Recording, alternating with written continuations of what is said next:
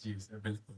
हाँ जी। और sir SSB candidates के बीच में एक और बहुत बड़ा क्वेश्चन होता है कि फ्लुएंट इंग्लिश होना जरूरी है या फिर क्लैरिटी ऑफ थॉट ज़्यादा मैटर करता है?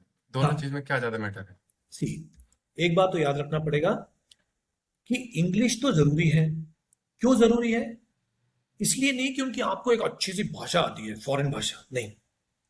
इसलिए जरूरी है क्योंकि आपके साउथ से बच्चे आते हैं, क्या नॉर्थ ईस्ट से बच्चे आते हैं, जम्मू कश्मीर के बच्चे आते हैं, गुजरात राजस्थान से आते हैं, सेंट्रल इंडिया से आते हैं।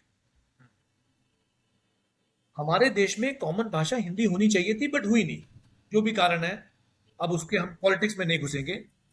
बट बात यह है कि वो कॉमन भाषा हुई नहीं। लेकिन आज के डेट में जो एक कॉमन भाषा है वो इंग्लिश है। इंग्लिश है। तो यानी कि अगर मुझे अगर आपको कुछ बताना है तो मुझे इंग्लिश जानना जरूरी है। जी।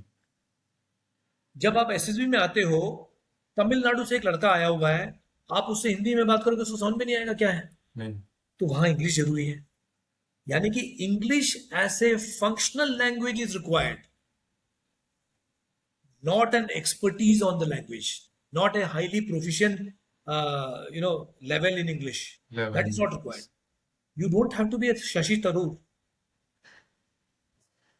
और फ्रैंकली देखा जाए तो बेसिक अंग्रेजी सभी को आती है। जी, बिल्कुल सही। हम ये सोच के आते हैं कि इंडियन आर्मी का ऑफिसर मतलब कि उसको अंग्रेजी बहुत अच्छी होगी। Not required. आफ्टर ऑल, जब आप ऑफिसर बन जाते हो, आपको बातचीत तो ज्यादा जवानों से करनी पड़ती है। आप इंग्लिश का इस्तेमाल तो करते नहीं हो। नहीं। आप तो या तो हिंदी का इस्तेमाल करते हो या जो लैंग्वेज है बटालियन की वो करते हो। जैसे गोरखा रेजिमेंट में देखा जाए, ऑफिसर को कंपलसरी है गोरखाली पढ़ना। मैं पंजाब गोरखाली। रेजिमेंट में हूँ, मुझे पंजाबी आनी चाहिए। जी। कोई सरदार है जो मद्रास रेजिमेंट में आया है, उसको तमिल या मलयालम सीखना पड़ेगा। हम्म।